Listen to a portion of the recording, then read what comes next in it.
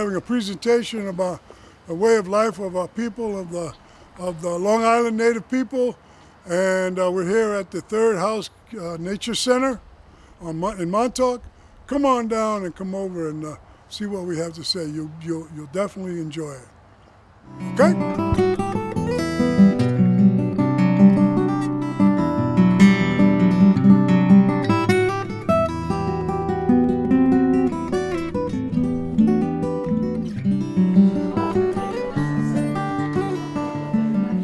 Welcome. This is the last of our series, The Great Awakening and the Native American Community. Some of you, you've been with us the whole time, and I really appreciate it. Our sponsors, before I forget, is Third House Nature Center and the County of Suffolk.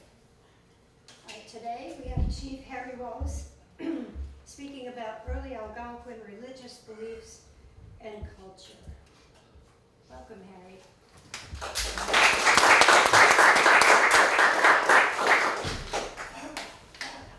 Akwai Mitompa, Kiwase Nini Natasuis, Turupas Nicha Shayo, Unkachoks, Kiton, Mede Nini Nichipayo, Uspatuk Nituk. Greetings, my friends and relatives. My name is Harry Wallace, Kiwase Nini in my language, which means hunter man.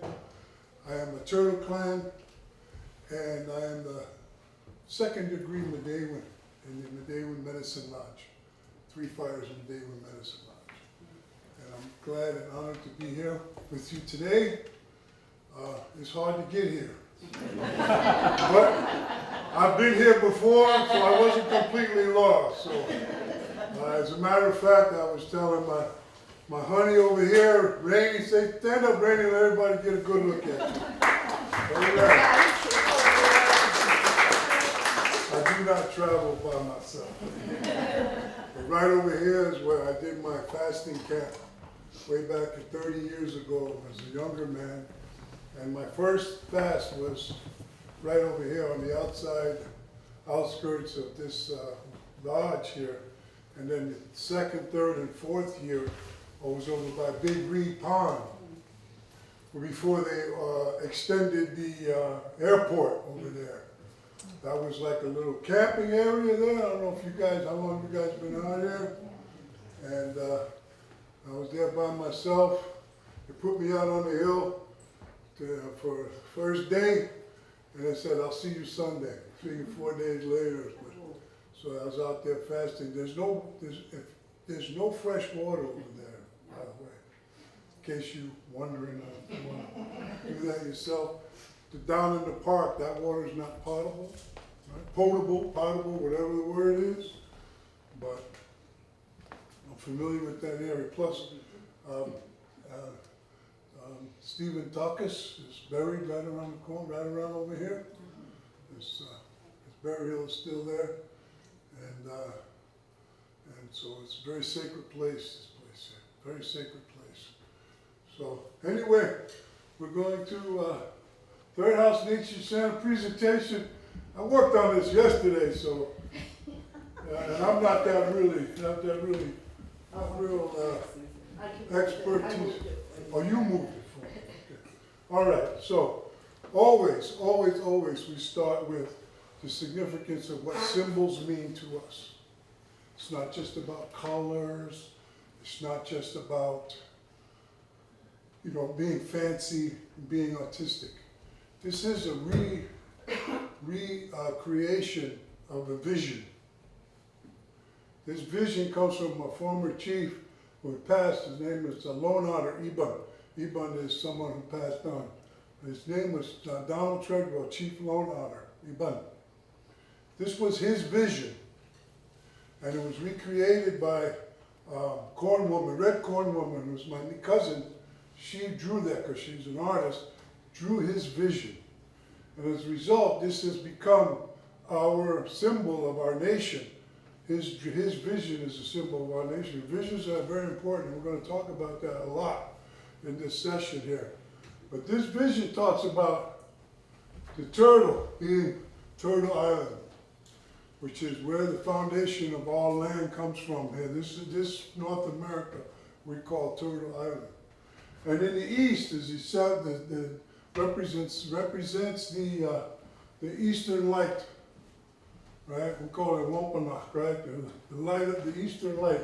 And you see it, the color is yellow. And that, sometimes it's green, but it's in this representation, it's also yellow, which represents the lifting of the light of the new dawn, of the new day. When we greet you in the morning, when we say wikwasan, it's been translated to good morning, but it means literally, I see you in the light. That's what it means. So this symbol of here represents seeing the rising of the new day, and in that direction comes wisdom and knowledge. The second is a red, colorblind, right? Well, red, it's red, and it represents, and the symbol placed in there is the corn. Fundamental, necessary food element for survival is our cultivation of corn. Okay? And this way, the red sun being the heat, representing life.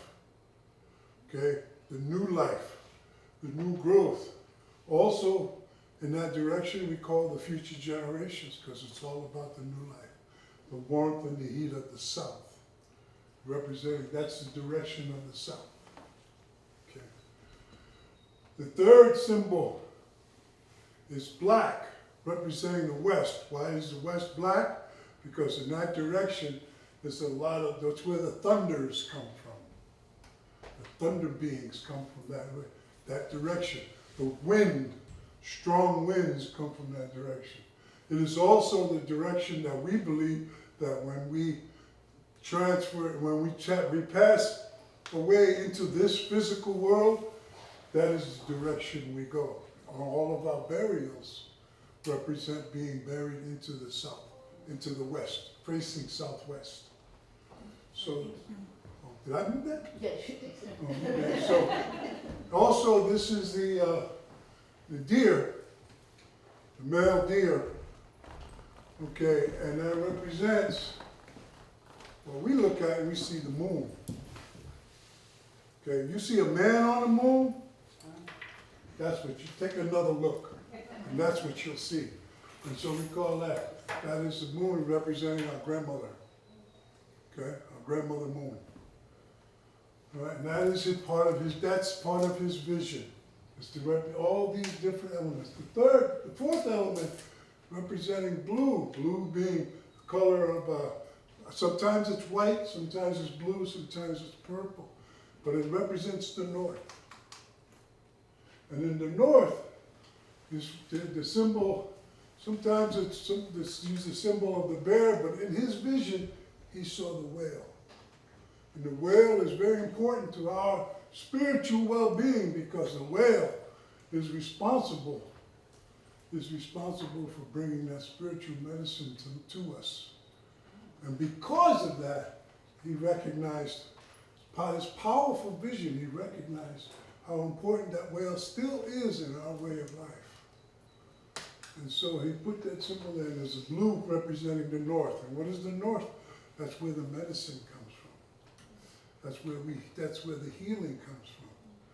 That's where all that power of understanding, well-being comes from, that direction. We associate that with the north. Okay, and so, wiggly lines in the middle. What's a wiggly line? Wave. Water. Water is life, right? Representing the symbol of water inside. All that. So this is Lone Honor's vision. And we've incorporated this as our symbol of our nation. His vision is our symbol. It's a constant reminder to us of the vision of our ancestors. So that's why I always start with that explanation, because it's important to remember it's not that we like fancy colors. We like fancy colors. My shirt, I love it. But the colors have meaning. The symbols have meaning. Anybody that doesn't understand that a symbol doesn't have meaning, you know they do, right? Right? What does the broken cross represent, right? You know, those symbols are powerful. This is a powerful symbol. So I want you to understand that as we start. Okay, am I stepping on something? Yes, we're gonna move the mic. Yeah?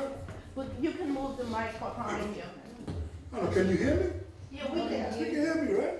Yeah, we didn't want you to I trip. tell you, my voice is loud. All right. The traditional medicine of this land is the Three Fires Lodge. That's this symbol. What does this symbol represent, the three fires? Okay. It was said that one nation lit the one fire and then took the ashes from that fire to light the second fire. And then this next nation took the ashes from that second fire to light the third fire. So out of one fire comes three, comes all, because it could be continuous. But the power of this symbol represents the unity of our nation, of our people. Okay, and the colors here. The color green represents the earth. The color red represents the blood of the people. The color blue represents the sky realm. Okay, and the color black represents the star realm. So all these colors have importance and significance. And these fires, that's the unity of the nations together. That is our confederacy. And that's why they have the yellow, red, and orange representing the three fires. In our world, here on Long Island, this started here. Before it went further west, this is the origin, one of the origin places of these three fires. How do we know this? Here's a Natick dictionary, which comes from 1663 Bible, right? And in that dictionary is a word. Let me see if this works. Okay, see that there? I don't know if I can blow that up, but, right? Just read it. Can you read it? No, you read it. You want me to read it? Okay, this says, a swish kadawak, a swish, three, skodak, fire, sacred fire, ak, place, place of the three sacred fires. And this is in the Natick dictionary, which Trumbull used the Bible in order to create, right? I can't remember, I always call him Trumbull, I don't know what his first name was. But this is a creation, a recreation from the 1661 Bible, not the three. Okay, so this word was found in that dictionary. This is what we call first contact, writing, right? Which is written by someone who spoke and understood the culture of the people before it was distorted by historians, archaeologists, anthropologists, and other stupid people. Right? This is first contact literature here, people. That's what I'm talking about. So if that's in that dictionary, then we know this to be true, because it is the origin of our way of life, which is what we're here to talk about, right? Okay. What is it that we're talking about when we say our way of life? It's not, bicameral government structure. It is not a legislature, an executive, and a judiciary. This is our form of government. This is our form of way of life. These teachings, what we call the seven grandfather teachings, teach us how to live. Honesty, courage, love, wisdom. Okay, what is that? I should know this by memory, right? Okay. Humility, truth, and that's not revenge. What is that? What is that? Respect. Respect. See, I know I should. See, if I wasn't reading it, I would know it by heart. But now I got to read it. I can't remember. The 7 grandfather teachings. One of those teachings, our story tells us that there was a young boy who wanted to know about spirit. And he went into a sacred lodge, and the spirits, the 7 grandfathers, went in there and took him in and taught him all the things that he needed to know about our way of life. All the original instructions were given to him. And it was said that when he finished talking to him, he came out of that lodge, he was an old man. But this is the teachings that he was given, and this is the teachings that is passed on to us. So you have all these teachings there, and love, you know, it's hard. That's probably the hardest one for me, right? Because what does that mean? It's not a sensual kind of a thing. It's much more of a spiritual way. It's hard, because I grew up most of us, grew up in a way, kind of a hard life.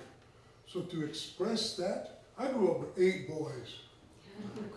Expressing affection was dangerous to your well-being, right? Right? So here we are, though, expressing that. That is an essential way of life. Right? Love, wisdom.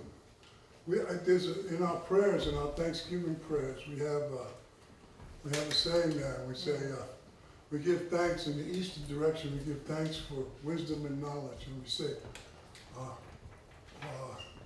say the word is wontamawonk, right? And the word for knowledge is uwaktamawonk. So in order to have knowledge, you need wisdom. Because in the word, in our language for knowledge, that's why understanding language is so important. In order to have knowledge, you need wisdom. Because it's built into the word, so it's part of the word. It's a shortened version of what knowledge is. If you have knowledge, you have wisdom. Okay? So the other words here, and we have a document that we've created. I'm not going to share that with you today, because we don't have that much time. But these are the teachings that we have. Same thing here. This is truth. Truth. And there's a difference between truth and honesty. Honesty is an expression of emotion. Truth is fundamental. It doesn't vary, doesn't change by seasons. Okay, and humility. And we're not talking about humility being something that is a sign of weakness or fear. Humility is a sign of strength. Okay? Right? I remember a saying by a great humble man, his name was Gandhi. He's talking about passivity, right? He said, there's nothing passive about what I do. I am not passive about anything. I am aggressive about that. I am just not, angry about it. I am aggressive about it because I understand the concept of being humble and being nonviolent about it. But there's nothing passive about anything that I do. So it's not about passivity. Humbleness has nothing to do with that, but it has everything to do with being aware of your place in the world. Okay, so these are the teachings that we have, and courage speaks for itself. Courage is being able to do something in spite of your fear. Right? We're all afraid of something, but we do it to overcome our fear of it. Right? So, 7 grandfather teachings, foundational to our way of life, to our way we govern ourselves. Okay. Is courage different than fearlessness? Huh? Is courage different than fearlessness? Is courage different than being fearless? fearless? Fearless. My brother used to say there are 2 types of people in the world. Those that are afraid and those that are crazy. This is my brother told me that. Right? He was crazy. No, he wasn't. No, but he said everybody's afraid. Everybody is afraid. If you're not afraid, you're crazy. All right? 7 grandfather teachings edited by we're developing a book of all these things right now. But here is the teachings that were given to me by our Grand Chief, Fagwewen Benezi Iban, which means the one who was heard coming. He was our chief. He passed away in 2020, November 2020. Okay? He was born in the same month as my mother, and he passed away in the same month as my mother, except in a different year. Okay, so they're probably up there criticizing my behavior right now. Okay, so, and we talk about, this is why the 7 grandfather, and see, the word for grandfather is different. Like the ones that the word you would use for your grandfather is a different word than what we're talking about here. This one here is Nisons Wutonchi Kinisen. That's a spiritual grandfather. That is not somebody who is, of the body. Wutonchi Kinisen.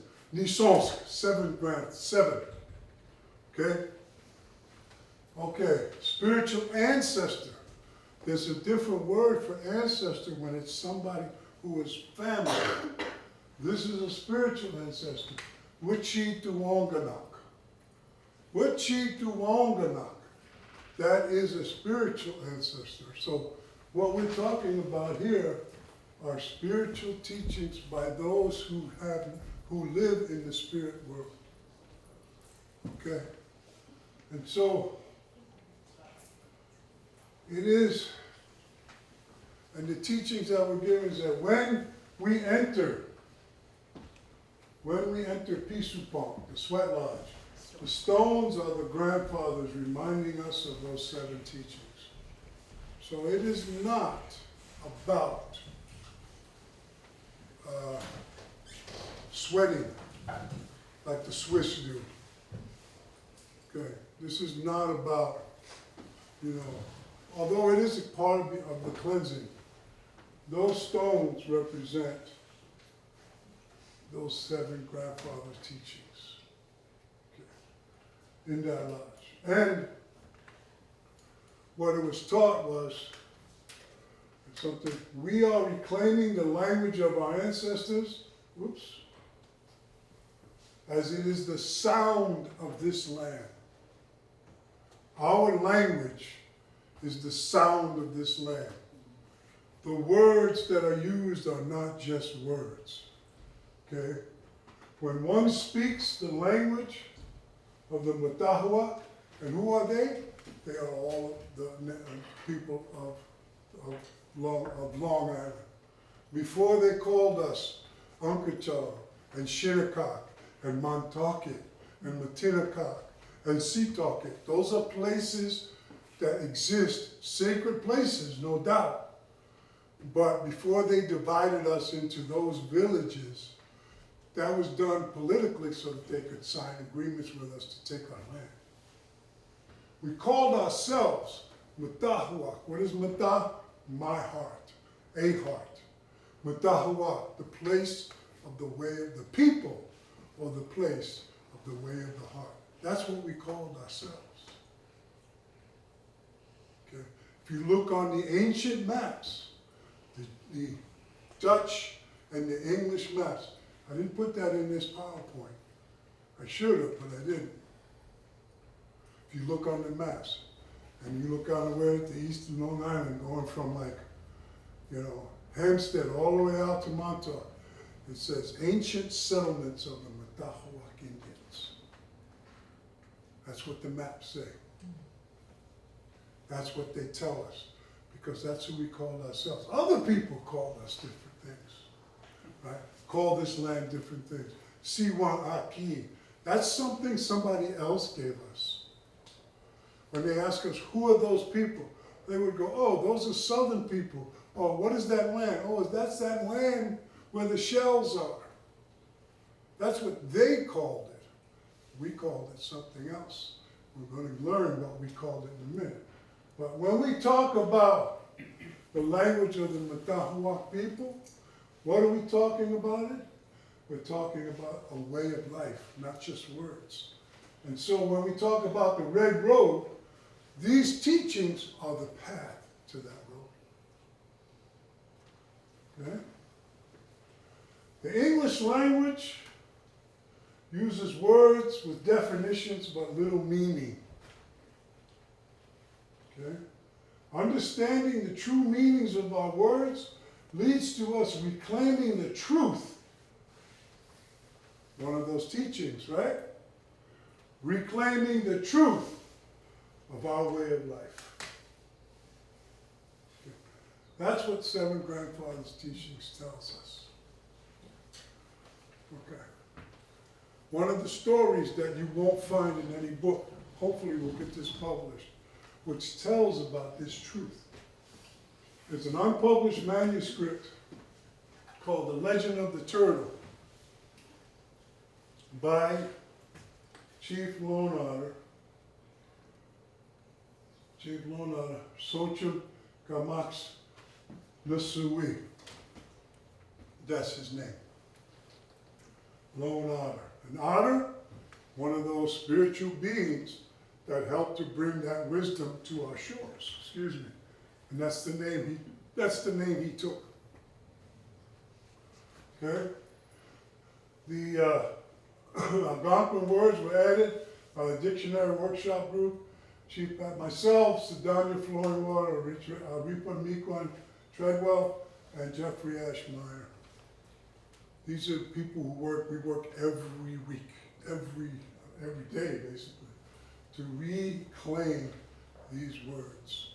And we've added them to, so you see, so the story, even if you read it in English, it is a dramatically powerful story. And he starts with, back before time, back before there was time. Okay? Our people, the Skiton Panonak, were very young and plentiful. Most of the world as we know it was in its beginning. The people, Skitonpa, called it Uncle Chuck, had taken a long, cold journey from, it says it's, but we, meaning there, you know, home, far, far away. Okay? We came to live on this land, Siwan Haki. The land was abundant. All you could need, clean, clear water. The river, Forge River. Anybody hear of the Forge River? Yes? No? No. You never heard of Forge River? Well, you guys are too far east, man. Forge River is where our res is. It's what do they call that? Hazardous or what's the word they use today? Wetlands? Huh? Wetlands? No, it's polluted, right? That's the word they use. Huh? Not toxic, but it's, I forget the words they use for it. They have a political word for it. Right? You know what we call that? We call that Wigan Hatak. You know what that means? Wigan means what? Good. Hatak means river. So, or tidal river. Good tidal river. Turns out all the clams that are in the Great South Bay originate from Wigan Hatak. So when you poison Wigan Hatak, what do? You poison the Great South Bay. Right? So when he says, clear water, tall and fat trees to make our canoes, in our wigwams. There was fish of all sizes, wild game. The great mother of earth, Masaki Wakasa, the father and the son, our grandmother, Nokomis, the moon, gave the people everything they needed, and the people praised them with song, dance, and gifts. Life, Umontamowonk, was extremely good, I was told. All Indian storytellers, this is how they tell you, because it's not their story. Someone told it to them. The tradition was passed on.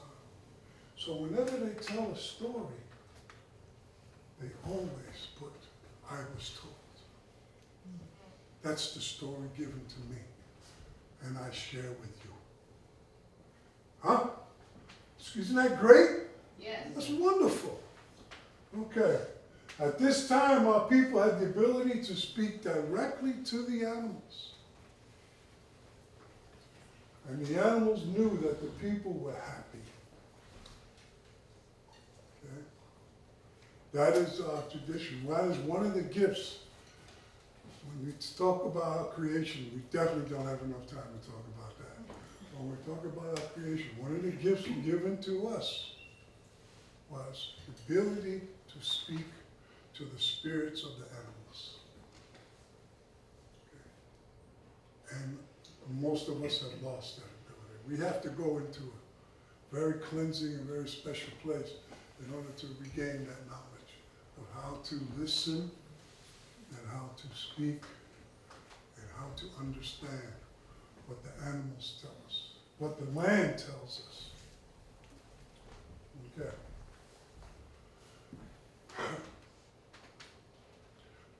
Part of my vision.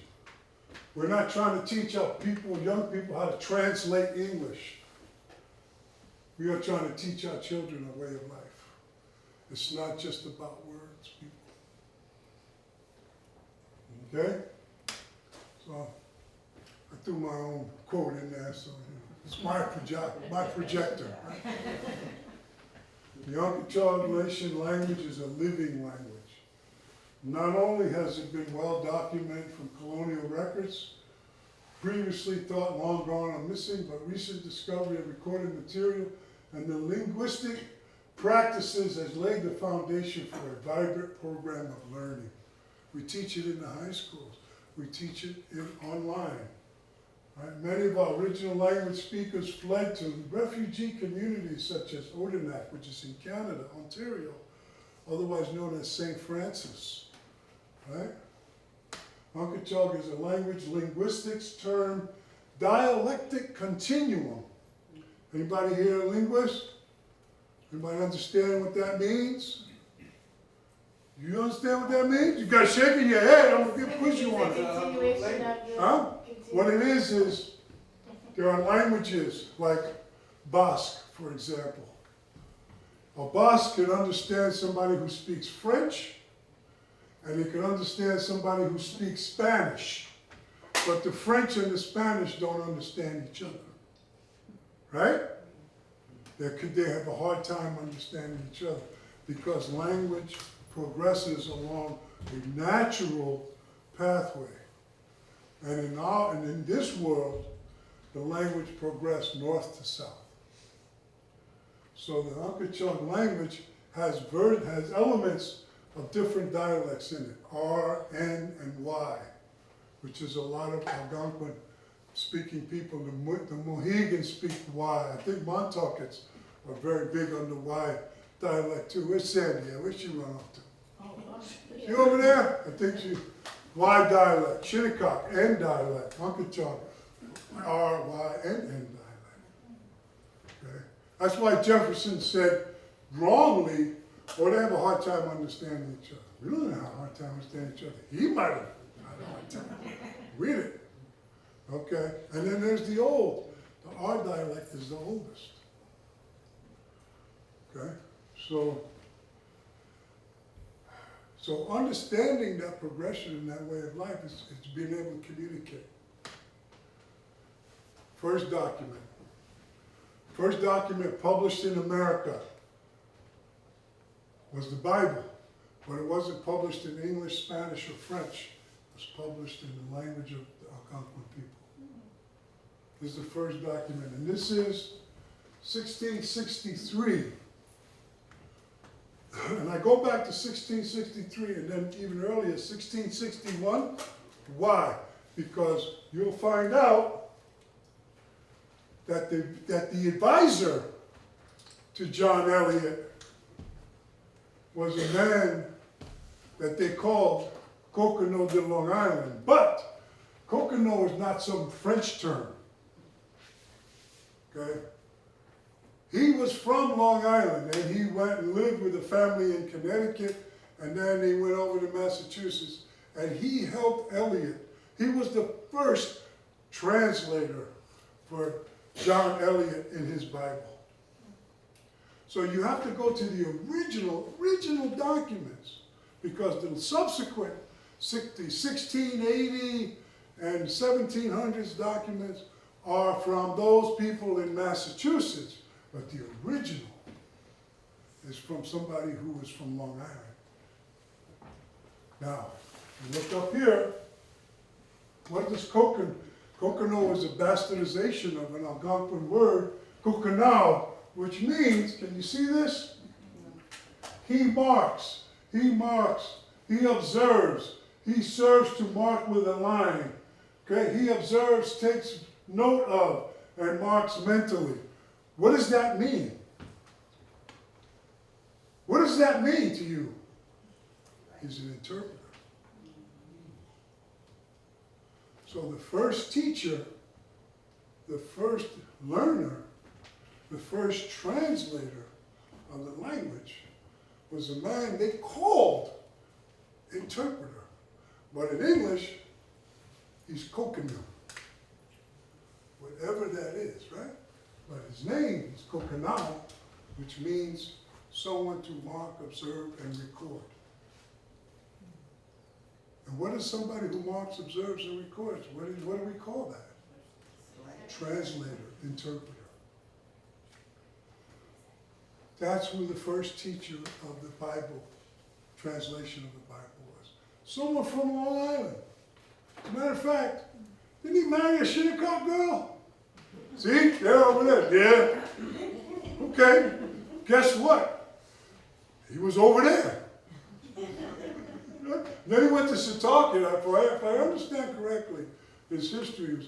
And then he went over to Setauket because he was translating for the Selkirk people, and then he went different translations all across the Long Island area. But he originated from his. He's a Long Island Indian. I'm not young. I'm confused, maybe someone else is too. What was he translating? It was The Bible. But who This. who wrote, He was John Eliot's. See this guy, John Eliot? Yeah. He was a minister in Massachusetts. Okay. And he translated the first Bible. He was given credit for the translation Of the words of the native people. of the language of the Bible. It was not the King James Version, it was the, oh God, I forget. He translated Before that. to the native. He translated the Bible into Algonquin. Okay. And he was given credit for it. Okay. But the person who was his translator is that guy. Okay, thank you. Okay? Chief. Anybody else confused? Yeah. Yeah, I was just gonna throw in there too. He was also at the signing of a lot of the deeds.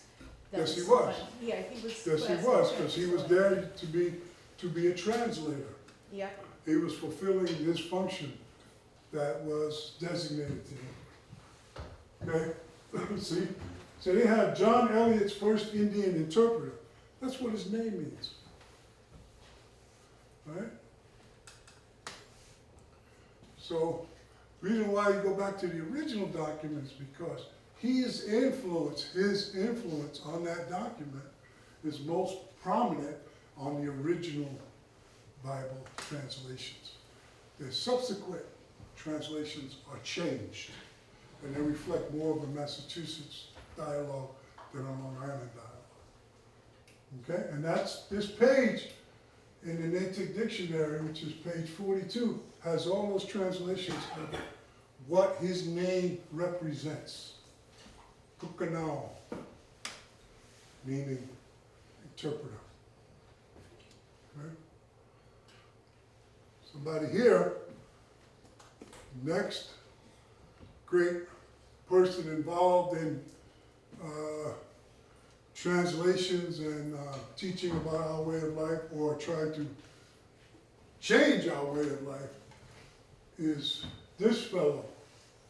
His name is called Samson Occam. And Samson Occam, as you can tell by that symbol, is a Mohegan. When he was taught at Moore's Indian Charity School in Connecticut, a school founded by Eliezer Wheelock, and he was taught English, but he also learned how to speak Latin, Greek, and Hebrew. And he became an ordained Presbyterian minister, and he moved to Montauk, and he married Mary Fowler. Montauk woman, they had family, they had children.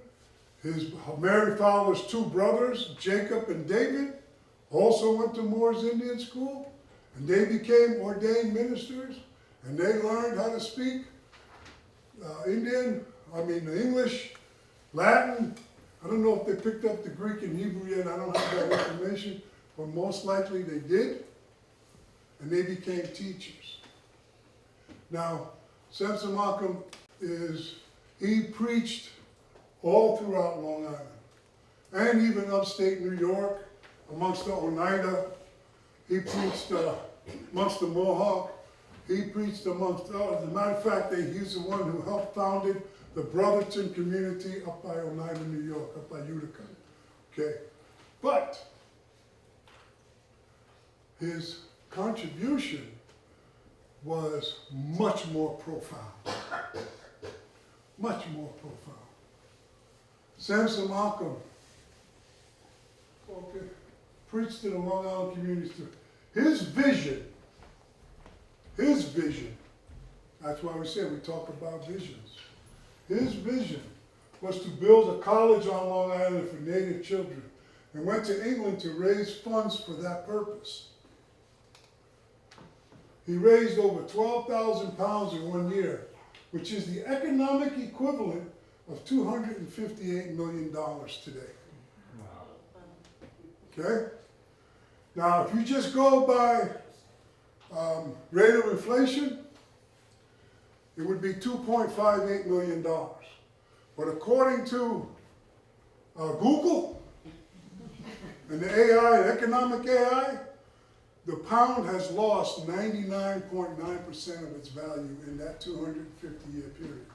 So you have to add, or you have to multiply back that 99.9%. And if you round it off, 100%, right? So if you add 2.5, you multiply 2.58 times 100, what do you get?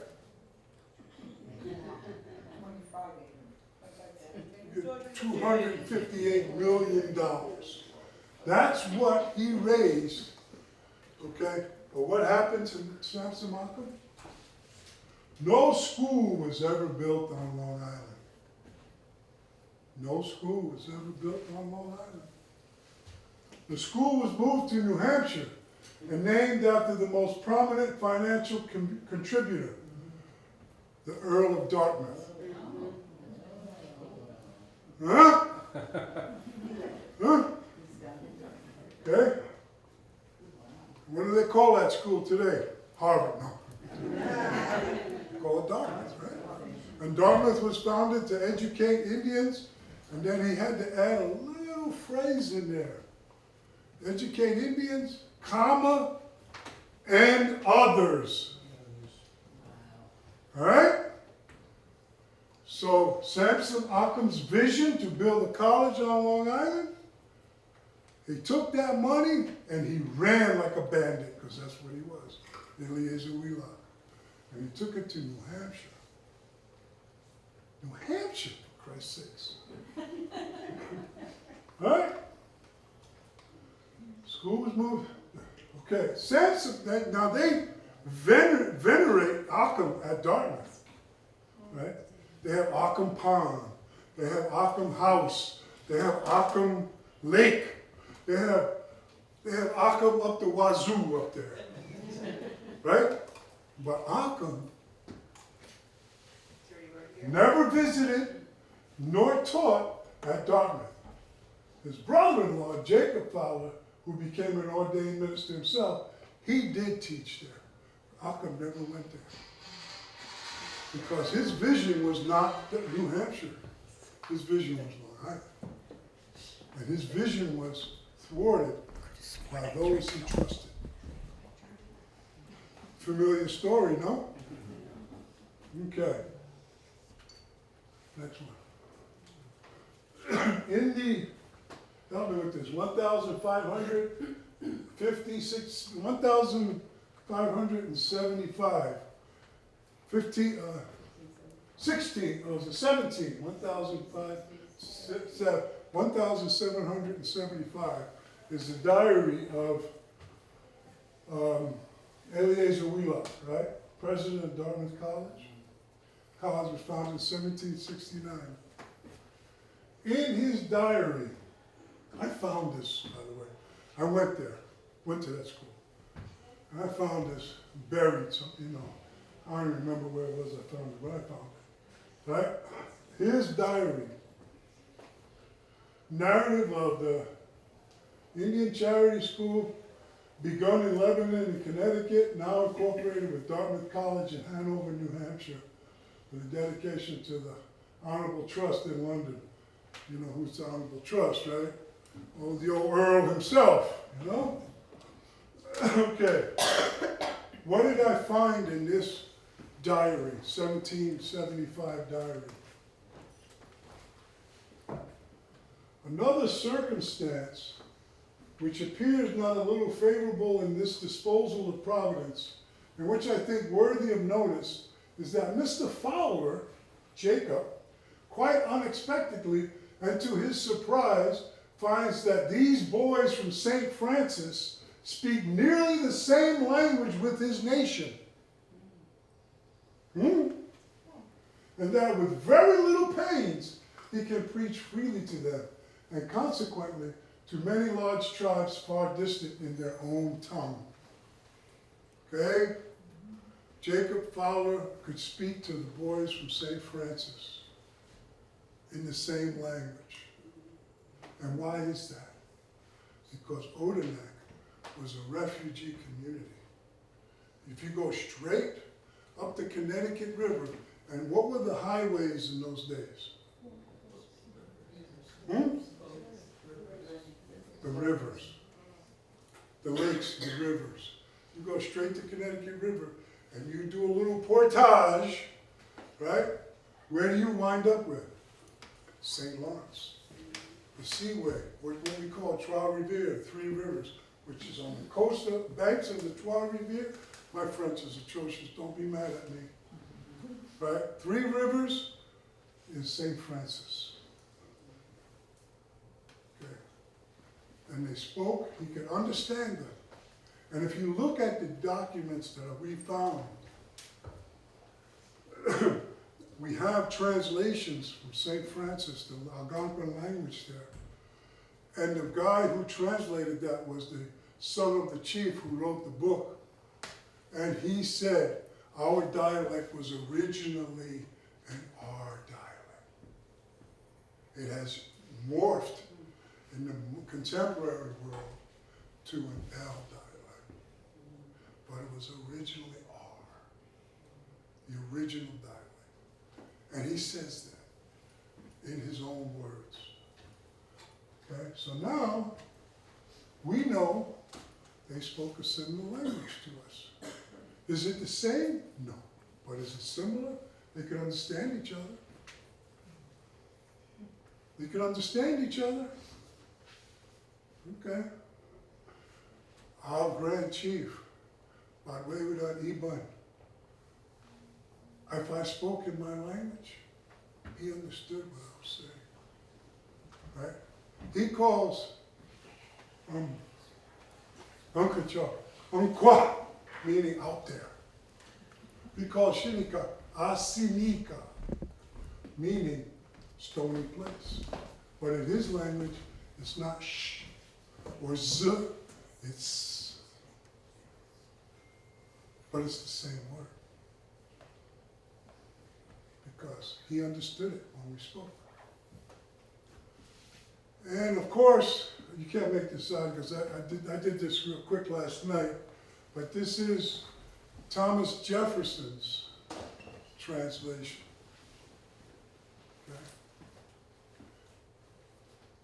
Okay. And he went, is it there?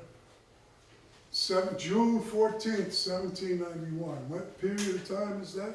That's the time of our June meeting celebration, right around that time. What we call our Wikanda Minimal, which is our Strawberry Festival. It's a very sacred time for us. He was there.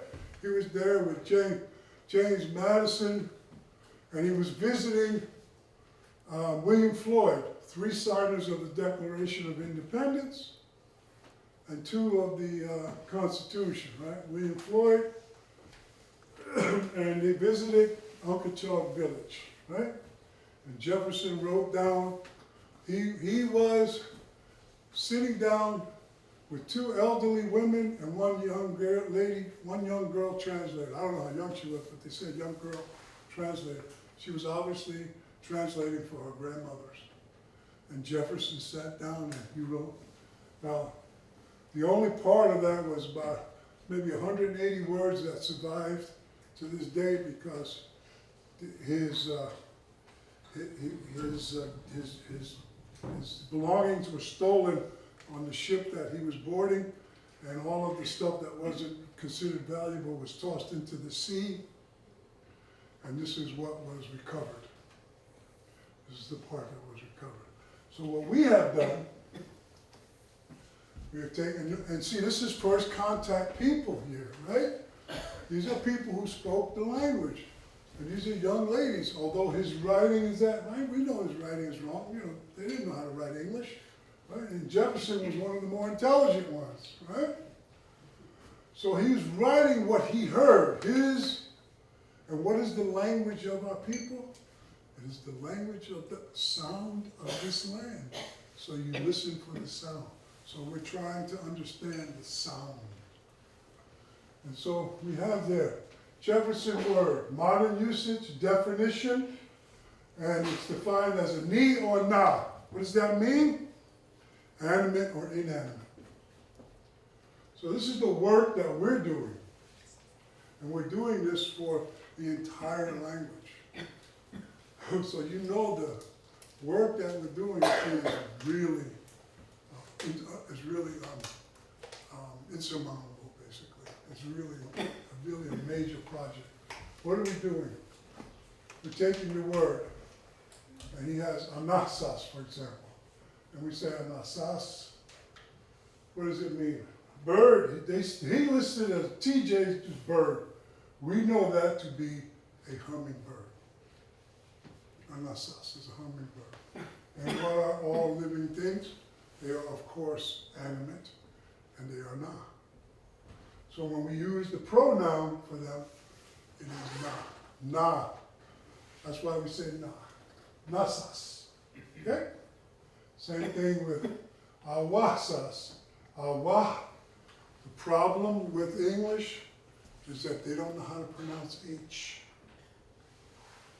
And whereas we have H in our language, and it's very pronounced. It's like taking a breath.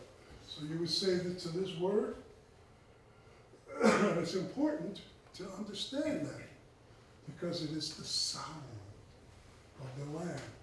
Awa, awasas, awash. Okay, you need to say that. Okay, and what is that? That's a hawk. Also, a na word. Am I in your way? You seeing this? I'm splitting. Got it? Yeah. Sure? Okay. Let's take, here's a classic example of somebody not listening. Okay, so he asked, Ayutuwak, right? Right? Okay? Ayitiyawonk is what the word is, which means war, right? Now, when he was asking about war in Massachusetts, right, 1791, when he was there, he listened more carefully. And the word for war in Massachusetts is Ayiyinti-tiyonk. So he got it closer, but the word is the same in our language. Ayitiyonk. Guess what? It means the same thing, war, whether in Massachusetts, Connecticut, or Rhode Island, right? Or Brooklyn, right? It's the same word. So this is what we've been working on, right? And these are all the way through, this is what we do. So we're taking all of his things, right? Right? All of these words. So this is just part of that. Okay, and this, take a classic example. This is one of the ones I want you to know, because it is such a misunderstanding that it is a gross misinterpretation of our language, and I want you to know this.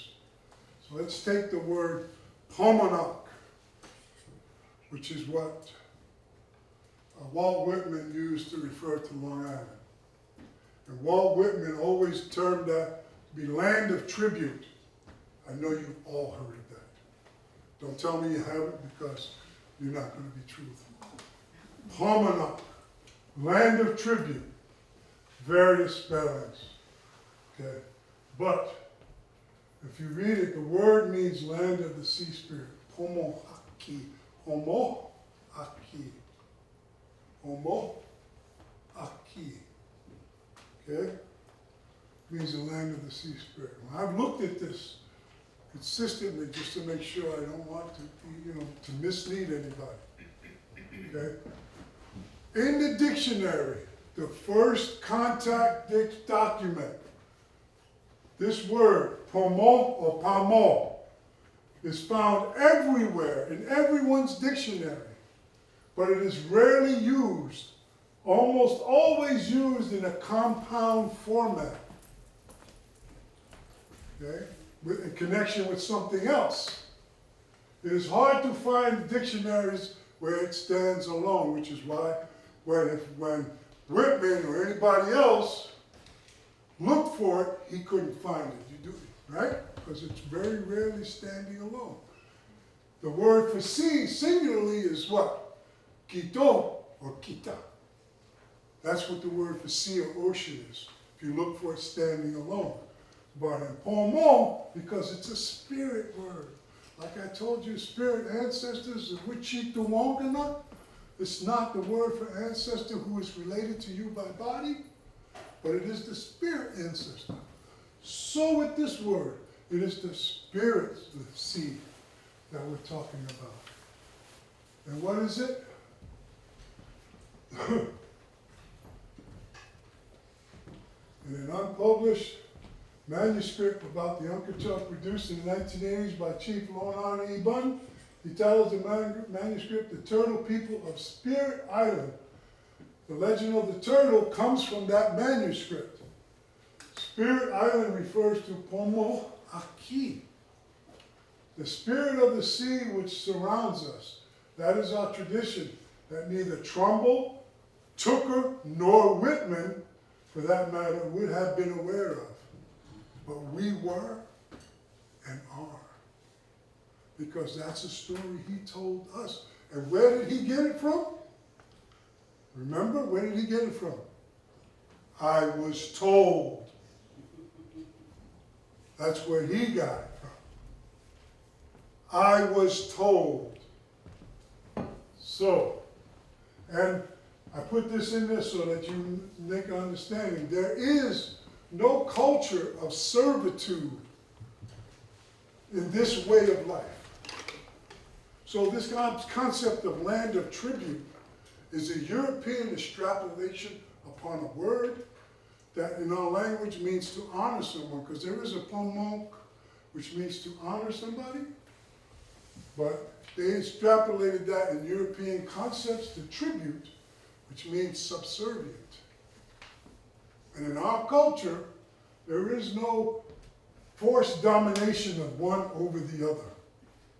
There is no denial of economic self-sufficiency and subsistence. This is what we call the law of nations, which goes back to our seven grandfather teachings. The law that governed our land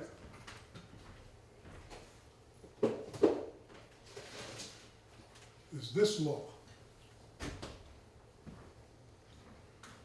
This is the law of the dish with one spoon. And in this law, which is founded ancient documents that tells you even, what's his name from the Dutch, who wrote whose book he published in 1655, which is like 8 years before the dictionary. But he published it in Europe.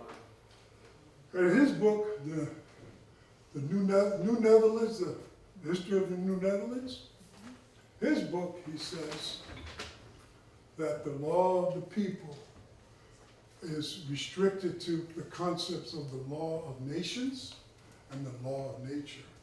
And the law of nature is not some Darwinian survival of the fittest nonsense, but it is the concept of a philosophical understanding that we call the dish with one spoon. That if you come to this land and you come in peace, then you are entitled to share in the resources of the land to the extent of what you need. But the first thing you must do is acknowledge that we are the caretakers. And once you make that acknowledgement, then you're entitled to share.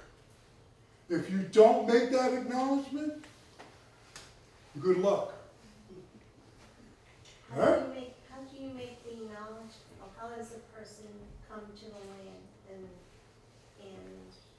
recognize that tree? Because he's told that. Okay. This is brought to him, and he's told that that's the knowledge you need to bring to that. And in those days, first contact, we were politically, spiritually, economically, and militarily equal. If you read John Shortall's Island at the Center of the World, he will tell you we were just as sophisticated economically and politically, and even as hard-headed as any other nation or culture, right, in the beginning. It was only when, and I looked at another story for another day, I looked at all the episodes of outbreak of disease that took place in the first 50 years of contact, and 75 to 80% of our entire population was wiped out in the first 50 years. So our military might was significantly reduced by the 1700s. Okay? All right, so this is the law of nations. You acknowledge our stewardship of the land, and you come in peace, you're entitled to share in its resources. That's this belt. Okay. What are we doing? We're creating this document. Uncle Charles Hussery, those people who helped be a part of that are listed there. I give everybody credit for the work that they do. Unlike some people. And I go and acknowledge that we've been working on this document since 2019. It's a work in progress, but we published it. We will be publishing it this summer. Okay? Is that it? That's it. Okay.